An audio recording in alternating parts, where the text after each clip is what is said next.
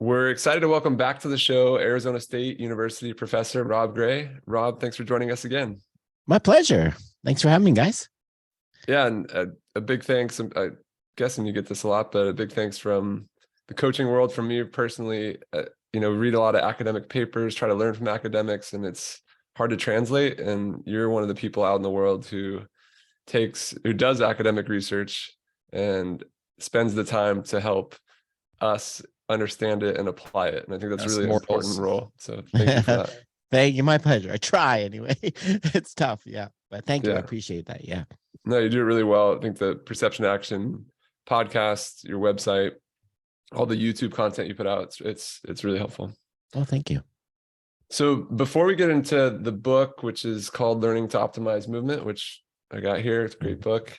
I wanted to actually first ask about your productivity. When I think of you, you do research, you're a professor, you published 2 books in under 2 years, you do a podcast, consultant for the Red Sox, and many other organizations. I'm just curious, how do you do it? I don't know. I guess a lot of the things I kind of multi-purpose. So like a lot of the book content is stuff that I've also talked about in the podcast and kind of put into that form, and try to, I use my podcast for teaching. If you take my courses, some of the materials are listening to my podcast. And I figured. So I try to do that multi-purpose. But yeah, no, I did. And I just, I get on really runs of energy to finish that book. And but yeah, no, so I don't know. I get up really early in the morning when it's really quiet. But that I don't know if I have a secret other than trying to kind of multitask things. Yeah. I was curious, like your time management. I mean, do you ever have any things you do for fun, or are you just constantly working at this stuff? I tried kids stuff. We were we went to a baseball game just a couple of days ago. So watching nice. Baseball and hanging out with friends, and but yeah, I try to. Nice. Yeah. Okay. Sorry, go ahead. No, go ahead. Yeah. I was just the one other kind of was curious, just I mean, you spent so much time talking about the ecological approach when it pertains to sport. I was curious, day to day and in life, does it go beyond your research and coaching? Yeah, for sure. I think more you kind of get experience, you realize it applies to other things, stuff with my kids, just my life in general, kind of the idea of the value, taking things in the moment, kind of exploring experiences. I think I've a little bit lived that way most of my life, but it's kind of hit home more and more. And there's still some things that I doggedly don't do it with, that like a lot of the teaching I wish I wish I would incorporate it more. But it's very hard to just like with coaching, move off the traditional models. It's sometimes very hard. Cool. Well, let's dive into the book. So Learning to Optimize Movement. I know in chapter 3, you talk about gaze behavior, and you share some of the findings of a study between a college infielder and a professional. Can you take us through that and the findings? Yeah, that one was kind of, so we had the fielders looking in at home plate when the ball was being pitched. And it's kind of that very typical, one of the typical patterns you get in a lot of different sports is that the more skilled fielder really focuses their gaze right on where the ball is going to be coming out, whereas the lesser skilled look around more at kind of at the batter, at the catcher, different parts of the catcher's body. So they're kind of looking at more information, places that were not going to really be useful for fielding the ball, whereas the skilled players really honed in on right where the information is going to be. And then once you have that information, what would be the next move? And I guess as that as a coach, so that you can set up a practice design, set up activities to help people improve that gaze. Yeah, and then it's even there's situations where you not only see that one, they're kind of looking at one thing, but a lot of times you'll see pitcher, like a hitter, a batter will look at the pitcher's elbow, then the ball.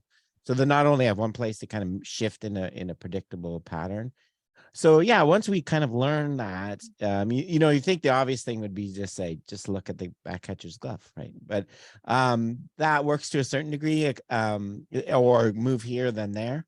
There's been a bunch of attempts to do that. It doesn't usually work that well because we really don't have that kind of control over our eye movements. We're kind of driven where the information is while we're moving. So, and people don't have a lot of awareness of what they're looking at. So the couple things we do is, one, if you have access to a gaze tracker or eye tracker, we give people feedback to show them, hey, here's where you're looking when you're hitting. That helps a little bit. But I'm kind of a fan of a couple things. One is using a dual task. So, I could have the catcher gives signals and put a number of fingers down, and you have to tell me how many they put down. So I'm giving you another constraint, a task constraint that's making you look there. Also, we use kind of a occlusion, right? If I'm gonna give you a really short view of that, you really have to focus in on picking up the information. So if I kind of block your vision or ask you to close your eyes, you really have to make sure you're looking in the right place.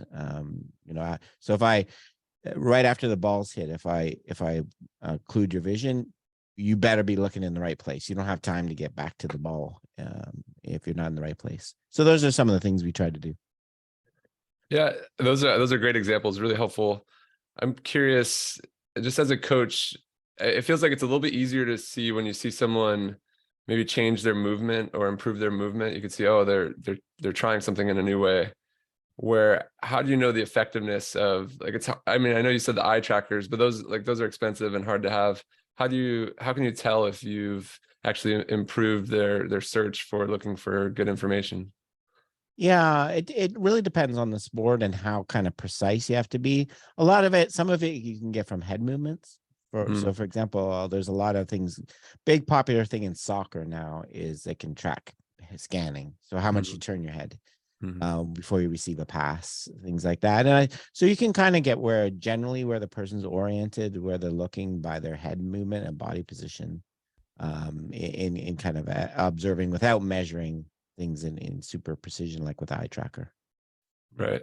Well, that's a good way to look for it. But in the side, there's an interesting side story with that. So there's research showing that more skilled soccer players, like midfielders, turn their head more before they receive the ball, right? They're scanning the world for. So they've started using that as a metric for evaluating players. And the younger players have learned that. So they run around the field, turning their head, right? So they're basically gaming the metric. So that's the danger of doing something like that. Yeah, because that's not about improving the skill of seeing the field and making decisions. That's just predetermining a movement because people think it looks like what you're supposed to do. Making the number on the thing recording go high. Yeah. They're not using it to look at anything. They're just doing it to try to press the coach. Yeah, I think it's such an important topic to get into. I mean, especially our sport with volleyball, we barely touch the ball. So much of what we do is informed on what we see, and that's going to help us decide how we're going to react, respond, move. So it's an important skill. Wanted to go into it was in chapter 4. You went into external versus internal, and I was actually a little bit surprised reading it that you had more nuance just around the topic. Just, I've heard a lot on the podcast and obviously all the work from Gabby Wolf, how external, focus of attention is far superior than internal. And, I've tried to, bend over backwards to give external feedback as much as possible. But I'm curious if you could take us into some of the nuances on when you feel like internal is appropriate. Yeah. So obviously that message is what comes across the literature, that you should never use internal cues. They're always inferior. As soon as I started, consulting a lot, every great coach I saw uses internal cues sometimes. So that was kind of at conflict. So yeah, I think they have their place. I think if we're gonna kind of accept the premise that we should let athletes kind of have their own solutions, we should probably let coaches too, right? To be more flexible instead of forcing you. So yeah, I think, I like to use internal cues when I'm kind of away from the skill and I want to get you to focus on the feel, right? So feel like what it feels. What does it feel like when you rotate fully your shoulder, right? I don't mind. And also we have, when you're talking about kind of body and they want to know, what, I don't think when you want to talk about their knee or something, trying to go through hoops, not to say knee, doesn't it really seem to. So I'm okay with that. What I think, and I got this from Nick Winkelman, who wrote the book on this, literally, that what I want in your head though, right before you move, is kind of an external cue, if possible, right? I don't want you thinking about your body when you're actually serving or returning, but I think there's lots of other places we can have them use them effectively. What I like to do is just I like to work with coaches to kind of expand their toolbox. So if you're using a lot of internal cueing for a skill, I do these workshops where, okay, can we think of an analogy or an external cue to do the same thing? And it kind of gives you more options at the very least. Yeah. And then in chapter 6, you talk about affordances, and you have that great example of a door with a pull handle and a push sign, and how it's just such a great analogy of how explicit instruction isn't as useful as an invitation for action from the environment. Would you be able to give us an example in baseball? Maybe something, a cliche a coach would use a lot, explicit, like we said, keep your eye on the ball or stay low, and how they can actually just create an activity that has affordances to get that same desired result? Yeah, I think I see the kind of the opposite a lot. In baseball, for example, a lot of coaches emphasize, you got to swing at strikes. You can't chase bad pitches, and then in batting practice, someone chases a terrible pitch and no one says anything. There's no consequences, right? So a lot of it, adding consequences, creating different intentions in practice. So it's not only just hitting the ball; it's hitting the ball to a certain part of the field. It's you get a balls and strikes, so you can actually walk, so that's kind of what creating different opportunities for action instead of just the one. We tend to focus on just one thing in practice, just hit the ball, right? Adding kind of more intentions and things is that's what I try to do in practice. And those, sorry, go Bill. Yeah, I guess when you first said consequences, I was trying to think of how we would do it. Sometimes almost like punishments and stuff come up, but you're just meaning like the natural consequences, like getting a strike or whatever it would be in your game. Yeah. So we just try to, and not negative. Also, kind of emphasizing that not swinging at a bad pitch in practice is a positive outcome. So we try to do that, and then and having counting that as a strike and having batters their turns over, right? If they miss, so consequences like that. I think of even all the typical coaching. They'll say things that aren't even doable. Like keep your eye. What is it in baseball? Hitters don't actually keep their eye on the ball all the way through it. Like they want you to do like this explicit instruction that isn't even a possible affordance. It's like I picture your example of the pull sign or the push sign with the handle, like a little kid who can't even reach the pull sign. Like their affordances, like that affordance isn't even available to them because they can't reach high enough. Yeah. There's someone put out a great video of a little kid literally putting his eye onto the ball. They were playing t-ball and they got that instruction and they put their head down and put their eye right onto the ball instead of I agree. Yeah, and we do a lot of pass, shoot, when we want the athlete to be able to picking up those opportunities themselves. Yeah, I think the example you used earlier with when we were talking about vision, how it'd be easy to say, like you said, just look at the catcher's glove.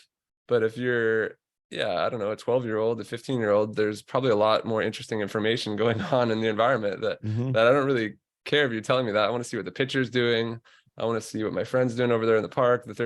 But if you maybe put, like something captivating on the catcher's glove, that's an opportunity for them to take that in, or information they're trying to pick up. So you can just see in so many ways how, what you talked about is important. Yeah, no, I think it's it's just creating these, in the environment, do the talking for you. It's kind of instead of you always telling them, I don't think it just, to me also, there's this kind of general, if the athlete does something and experiences it works better, right, is just way more powerful learning than if I do it just to satisfy you as a coach because you told me to do that. Right. I think it's just way, if they actually experience, wow, this works. I just I just won that point in tennis. Wow. Cause I did that rather than they're hitting into an empty court. And I did what the coach said, good job. Right. Yeah. No, I Yeah. think from the athlete perspective, the problem is from the coach perspective, it's like, no, I didn't tell them. It wasn't me that did it. They, that's the problem, right? That's why coaches are, I think, reluctant sometimes, other than it's scary and new, is it's like, well, then I'm not the source of why they got good. Yeah. It's a very different kind of a relinquishing of control. Yeah, for sure. And is this really working? Right. The funny thing is, I find a lot, is a lot of people that use a lot of instructions, they don't really even follow through with it very much either. They give a lot, keep your elbow straight. And then people don't, and they don't say anything. It's kind of, it's a very weird kind of practice. It's like I said, keep your elbow straight, and they didn't, but they hit it well. So it's good coaching, Yeah, there you go. Yeah. Well, we'll go in more into environment. You're talking about some, changing the environment. It's a way we can help people improve and promote change. In the book, there's four different things we could use: variability, instability, constraints, and overload. Can you take us through a little bit into those four and why those four promote change? Yeah, so I think variability, right? Variability creates situations where what I'm doing now doesn't work anymore, might not work anymore. So I have to kind of explore different ways to do things, because people often like settle into kind of simple ways to do it if you have a very restricted environment. The example I always like to give is like when you're a kid learning to cross the street. You might learn, as long as the car's 100 feet away, I can cross. Right. As soon as I go into an area where they're driving faster, that's not going to work anymore. Right. So I've created, pushing you to kind of change your how you're moving, your information you're picking up, adding variability.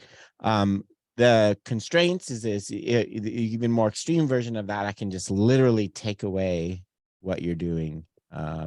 If I if I am training you in basketball and I put up a big screen in front of you, you can't use a low liner shot anymore. Right. I'm pushing you to try something different.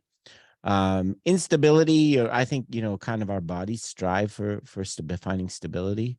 So one of my favorite ways of doing that is I like to really use kind of the aqua bags, water bags, right? So when you move and the water's sloshing around, it's really challenging you to keep things stable, rather than just doing a regular weight or regular thing. So it kind of forces you to find movement that's really keeping things from kind of falling out of place. So, and then I can't remember what the other one was. Overload? Sorry? Overload. Okay. Yeah, that the kind of general principle, we always, we apply it to physical things, right? If you want to be a marathon runner, you have to keep adding the distance to your long run every week. You want to be a weightlifter, you got to add more weight.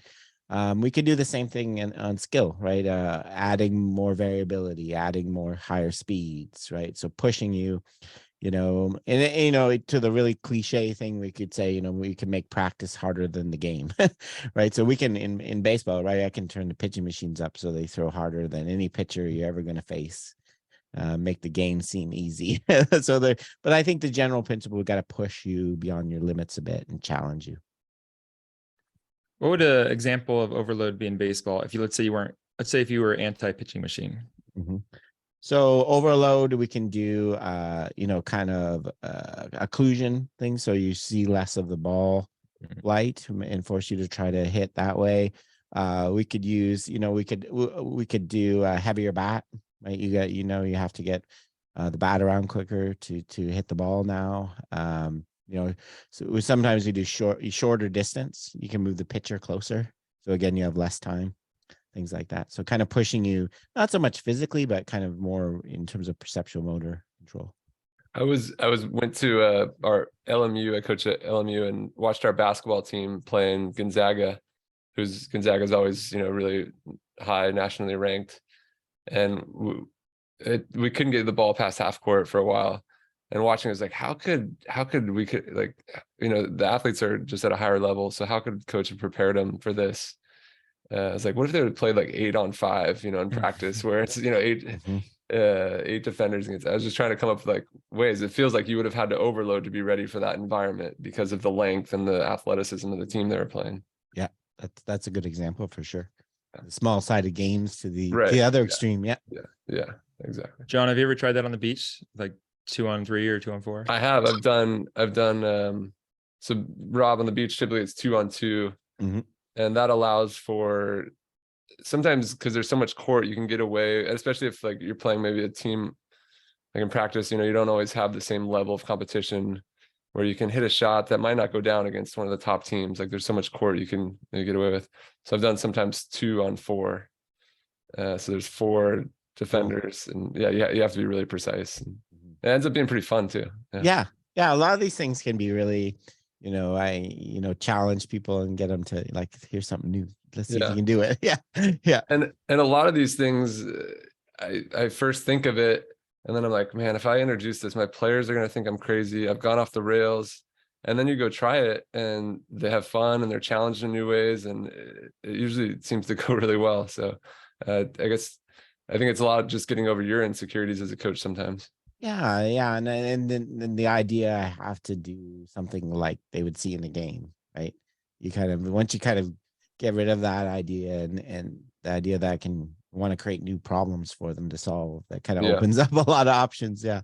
No, I think I'd mentioned it to you before. I feel like specificity was really helpful for me to understand early on in my coaching. And then at some point it held me back because I was slow to engage with the constraints-led approach because like, well, that's not specific to our sport. No, I did a podcast a while ago where I think I kind of looked at that, the specificity, representativeness, and kind of made the point like everyone's like game-based coaching, games, but games is not the best teacher usually. You learn in playing the actual competition, but you don't get very many repeat reps of things. You don't get the right challenge level sometimes, so I think creating, you want to step away from the game, but purposely and with a goal in mind.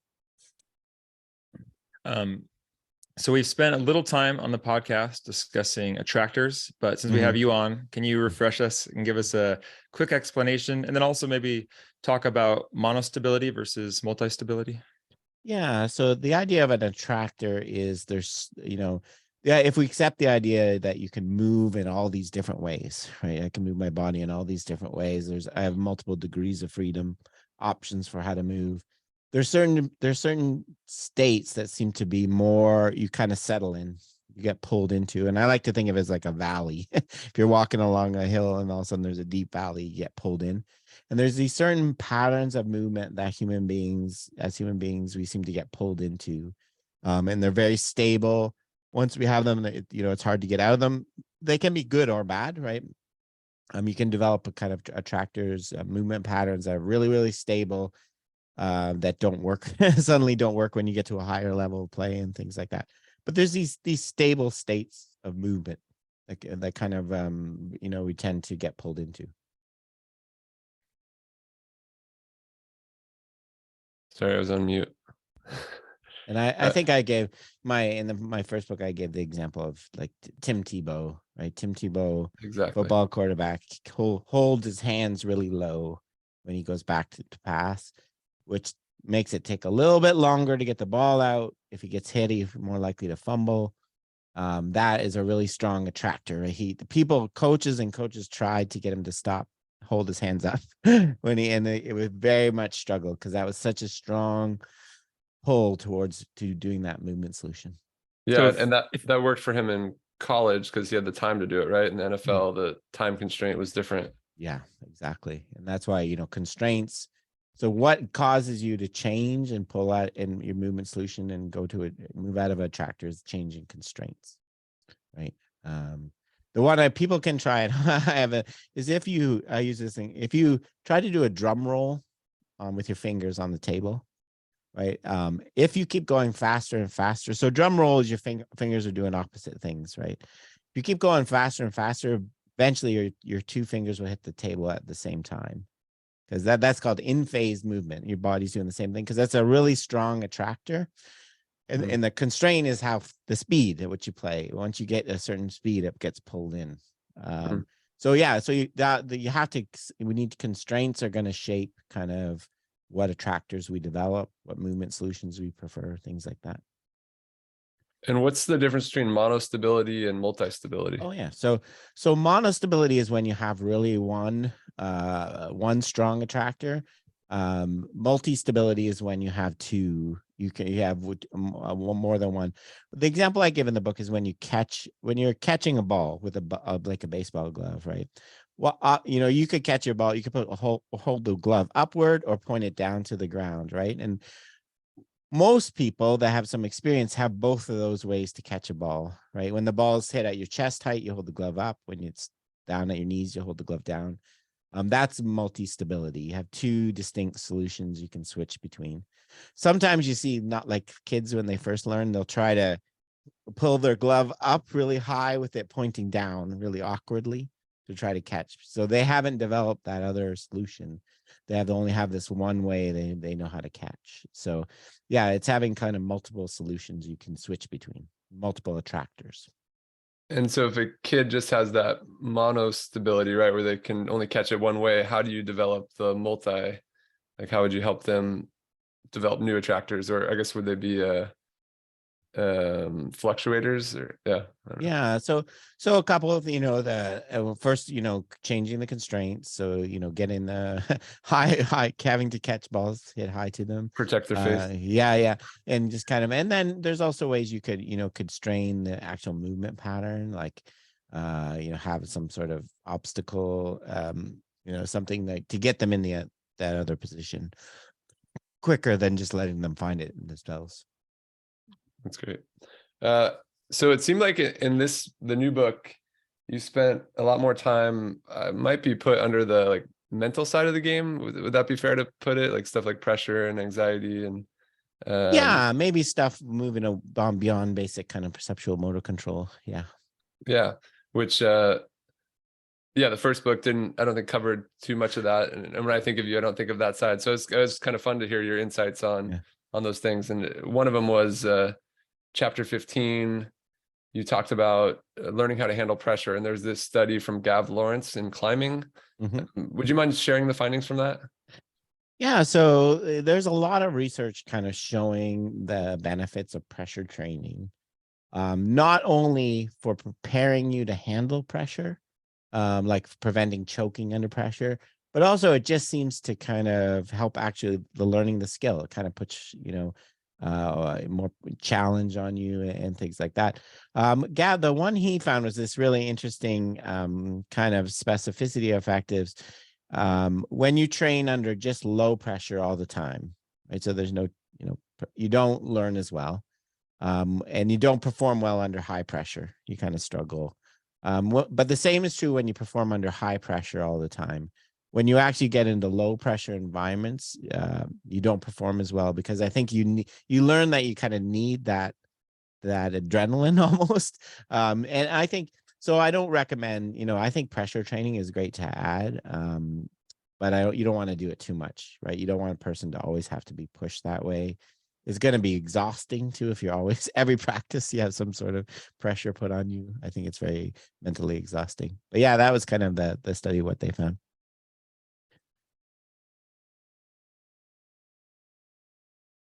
And then it seems like adding pressure and anxiety in practice is avoided a lot of times by coaches because they want to make they don't want to make their players look bad. They want to have confidence and stuff like that.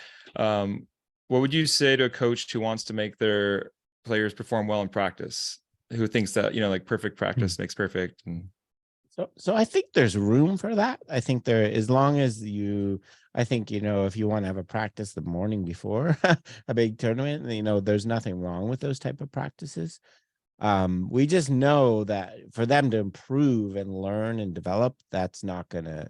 Oh, you learn, you get better when you make mistakes and you're challenged, right? And so there's tons of research showing that. So I think if your purpose is to get them better, then that's the wrong way to go about it. You really need to be challenging them, and you really, as a coach, I think you have to set the stage for it when you talk to them. You have to. This is going to be a really difficult. When I say we're turning the pitching machine up way up, right? You'd be lucky if you hit 2 out of 10, right? Or so, not even not that badly, but we tell them that I'm trying to make you struggle. I'm not expecting you to be perfect every time, because we're going to make you better this way. So you kind of have to set the stage as a coach, I think, for sure. So if you're overseeing I don't know, an organization, or you're the coach of a baseball club, would you stay with this? I mean, this has been for a long time where, right, maybe a pitcher throws a bullpen session or a hitter goes through BP, and it's very much of that like confidence reps. Would you keep those sorts, or would you look, maybe not in one day, but over time, would you look to change those traditions where you'd want it to be more variable? Would you want it to still be about learning even on game day, or how would you go?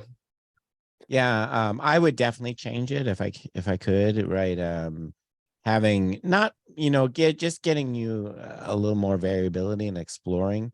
In most people, I don't know how many people know, like baseball, the batting practice, you hit against a coach throwing often 30 miles an hour slower than you're going to face in the game, right? And batters like, oh, we're working on our timing and stuff. And part of it is, they're doing it, there's fans around, they don't want to look bad, so, but I would love to see a bit more variability, a bit more. This is where I think you could do some specificity. We could, set get another pitcher or a machine to throw some of the things that the pitcher you're going to face does.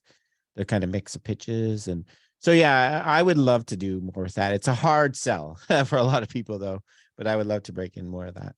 And would it be, I guess, lower on the variability scale, in your version, or would you still, I don't know, maybe be changing constraints, or I don't know, I guess I'm thinking just as a coach, maybe earlier in the week is the idea where, maybe using some differential learning and really, ratcheting up the noise. And as we get closer, there's still some, but less so. Is that, what do you think of that framework? Yeah, for sure. I think I wouldn't want to do the full, kind of chaos and really crank things up. But I think a little bit for sure. Right. This is something I don't know if either of you guys are golf much, but golf, you always go on the putting green and you play around, and then when you go to the driving range, I found there's like zero correlation between how well I do on those and how I play. Like you think, oh, I'm making a lot of putts on the putting greens to make me confident.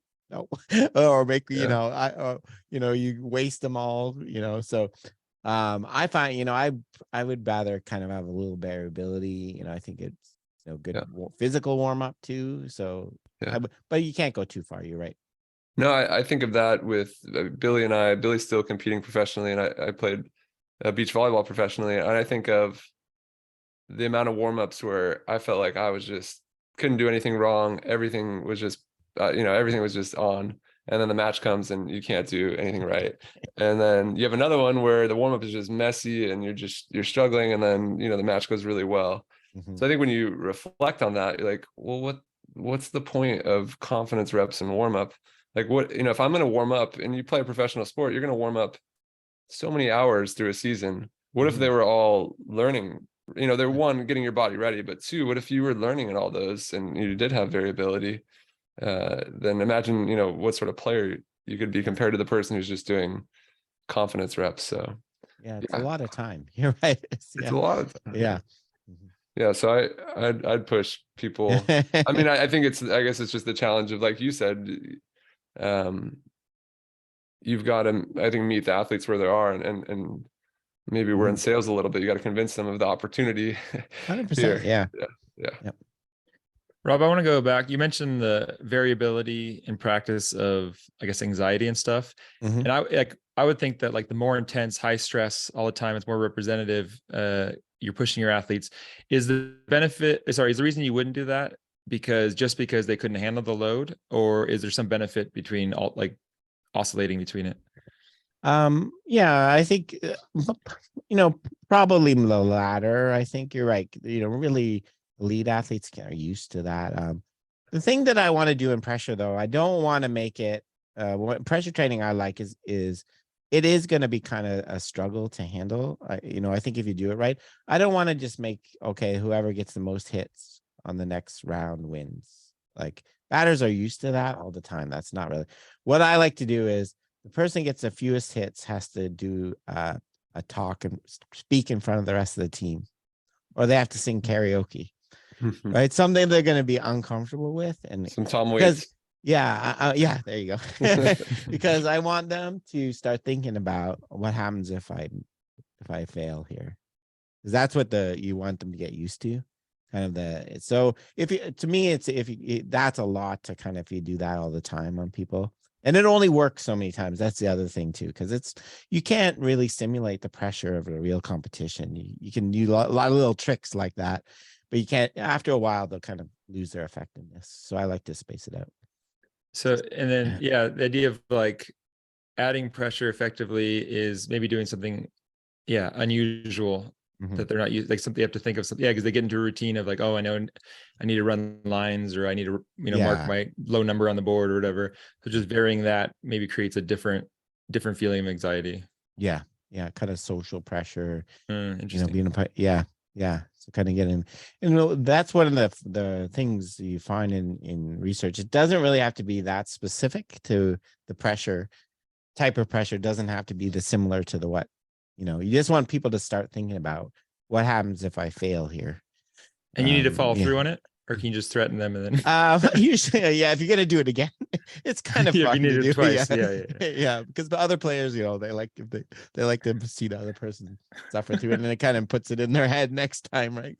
I'm gonna have to do this, but he's actually gonna make me talk about, That's interesting, because we have so much like the balance of like having stakes and consequences, but then also like not making the players like be punished and run lines and stuff, and especially in youth sports. So it's interesting to do more of a public humiliation. Yeah, exactly. Yeah, you just can't, if you kind of frame it in a fun way. Yeah. I like that better. I've always kind of struggled with the exercise as punishment kind of approach. Yeah. That's great. Well, it's helpful to hear some of those.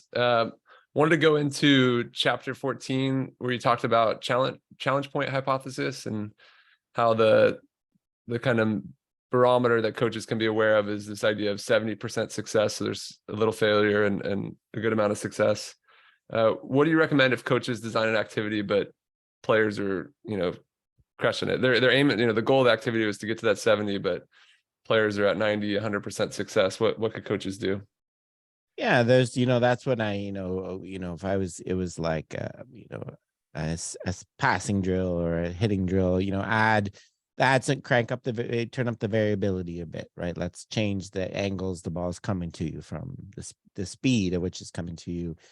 Change the goal, like the area, the target, make it smaller. You have to serve to a certain side of the person. So just kind of, changing the constraints to make it a bit more difficult for people. It can kind of, depending on the skill, there's different ways you can do it.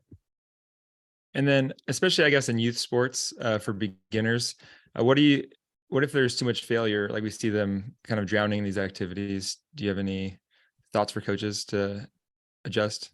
Yeah, I really like there's a lot of nice research on the kind of scaling approach, right? How can we keep the skill, make it a big balloon, play volleyball with a balloon or baseball with a balloon instead of a small little ball you have to hit.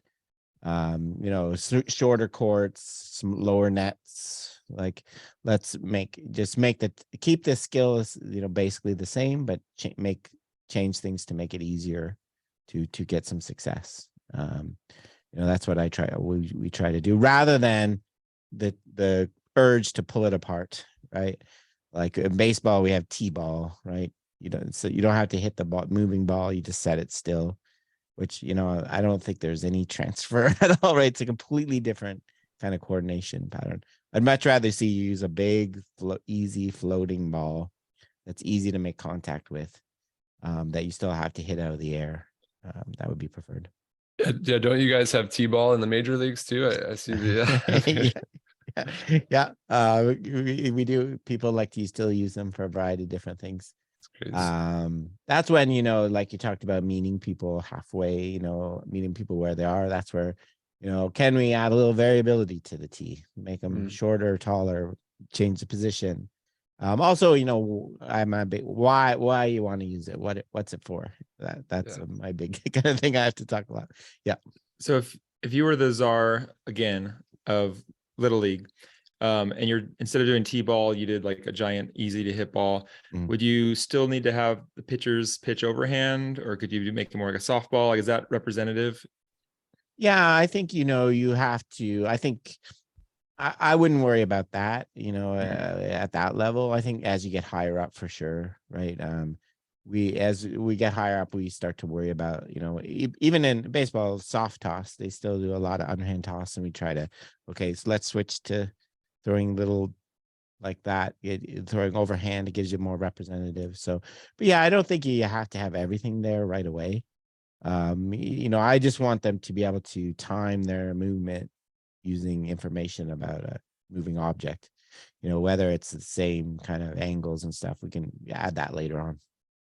Yeah, and I heard your recent podcast with Joe Baker about, you know, talent and the idea of, you know, keeping this a wide net.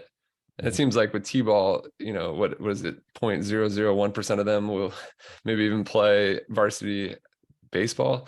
So it's like, just the goal should be, let's get them to come back tomorrow, and then, you know, maybe later then we can talk about building skills. Yeah, learn how to hit a curveball. We'll get to that. Yeah. If you're still around, yeah, we'll keep you there. Yeah, exactly. Well, I've heard recently that you've been working in volleyball a little bit. It was actually a really well-respected company, Gold Medal Squared, which is where I first learned about this concept of motor learning, and come from a more informational processing view of specificity and block versus random. And that was really helpful in me, you know, having an evidence-based approach to coaching. But I was just curious, as you've gotten maybe a little bit more around volleyball, any things you've noticed about our sport or working with people within it that have stood out? Yeah, that's one of the things I know this for a little while from talking to people before I met the Gold Medal Squared guys. That, yeah, one of the things I've been amazingly impressed about is how much motor learning and sports science is in volleyball, right? Motor program ideas, and, you know, variability of practice and contextual interference, all these ideas. So I was really amazed, because that's not in many other sports where people have that. So it really, I think it's made it a lot easier for me, because people are really accepting of, you know, the idea of bringing these concepts in. You know, some are very different than the ones we're used to, but they're kind of very open to research and science and kind of adopting it. So yeah, it's been really fun, you know, kind of having them in their chat. A lot of people are challenging, kind of pushing back on some of the ecological ideas, which I appreciate too. You know, how do you know, some of the things seem to fit better than others. So, but yeah, it was really amazing. And I know, I think, do you guys just had a podcast, didn't you, on differential learning? I think. Yeah, with Wolfgang. I see that's been coming. A lot of people are starting to use that in volleyball. I see, which is really cool. Yeah. I think it's another good fit, differential learning. But yeah, no, it's really cool to hear. And I could see both sides where, like, for me, you know, coming from that foundation, it probably made me more like, no, what I've been doing is right, and I don't know if I want to try something new. But on the other side, it also gave me a foundation of, no, I want to be an evidence-based coach, and I want to, you know, follow what the research is showing us. So I could see how there's the pluses and minuses, but yeah, no, it's cool to hear. There's both sides. Yeah. And then just kind of the openness to listen to someone that from the outside too. And I'm not a volleyball player. Like, so, you know, that's kind of a big hurdle in some other sports, but almost everybody, you know, especially those guys, are so open and interested and want to develop as coaches. It's, you know, and you guys do. It's great. Awesome. It's wonderful. Really cool. Yeah. That's really cool. Yeah. Well, one day we'll just add another. I mean, I guess we've already added. You're doing a lot, but we'll make you full-time volleyball too. I had a question from someone who actually has worked a lot of Gold Medal Squared clinics, and a guy named Joe Trinzi, who's a really respected in our field. And he sent me 2 questions for you, and they're a little bit long. I have the audio, but maybe we'll edit this little part, but I'm gonna put it in the chat so you can follow along with Okay. it. And we'll close with these. I'm gonna put it there, but I'll play it as it goes. And if these don't work, we could always edit it out. They might be too specific. First question I have for Rob Gray. Volleyball serve reception is the skill kind of most similar to hitting a baseball. It's really vision reliant. Small changes in the initial conditions of the contact, like force, the angle, spin, can really change the depth of a serve by several feet. The challenge for passers, I think, is particular depth perception. Reading the left-right is a little easier than reading depth perception. Rather than asking you how to improve the vision, I know that's a question you get all the time, I'd like to approach from the other way around. What sort of coaching cues can screw up the vision of passers? Either sort of long-term, like what can I do in my training consistently that would mess passers up? Or just in the short term, is there certain cueing that is worse for a passer in the short term? Yeah, that's a good question. I think this is where I think the idea. Sorry. Oh, sorry. Go again. Sorry. That's a really good question. I think this is really where Gibson's idea, like non-specifying and specifying information, comes in, right? What you can do is, what can mess up someone is either through the practice design, the conditions they're practicing under, and or the coaching cues, is learning to perceive the ball flight based on some simple information. So, for example, the height of the ball. If the ball is this high above the net, then it's always going to go short of me. If it's this high, it's always going to go long, right? That's kind of like the example I gave earlier of the kid crossing the street, with just judging by the distance, right? So as soon as people can start mixing up serves and putting spin on them, whatever else that cue is not going to work anymore, right? It's not going to be effective. So it's very easy. The baseball analogy is using a pitching machine that always throws the same speed. Right, you can learn to hit using cues that are not information that's not going to work once things start to vary. So I think that's the biggest worry for me, right? Having someone learn to return a serve where the serve's always coming from the same angle, same speed, same type of server, you're going to get kind of them learning thing that's not going to transfer well. And same if coaches kind of point out these kind of strategies too, it can be harmful.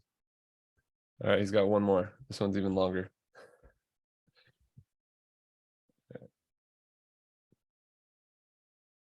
Second question I have for Rob Gray. Instead of depth perception, let's talk about peripheral vision. There's 2 scenarios I think that kind of generate coaches in volleyball, one on the beach side, one on the indoor side. So indoor side first. How about an indoor setter taking a look at the blocker setup before setting the ball? The majority of elite setters don't take their eye off the ball, but kind of feel the movement of the blockers in their peripheral vision. A non-trivial minority of setters do make at least an eye movement, if not a slight head movement towards the blockers.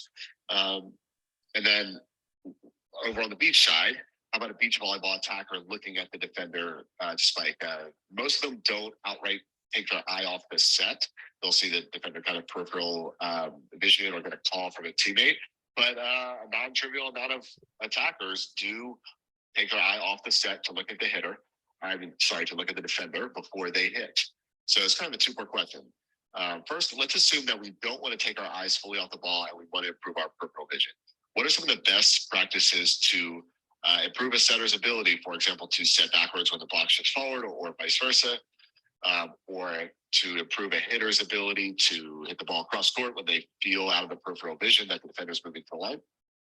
And second, do any pros and cons stand out to you with regards to taking your eye fully off the ball in order to get a look at the defender or blockers, and then looking back at the ball from a vision standpoint?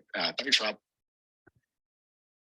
Yeah, another great question. Yeah, so you're talking about, so one of the things I talk about a lot in the book is the surprising how much really skilled athletes use their peripheral vision, right? Everyone thinks, peripheral vision is blurry and not very clear, but there's just a lot of things to see, right, in a lot of sports. So keeping your eyes kind of locked on one thing and learning to pick up things with peripheral vision.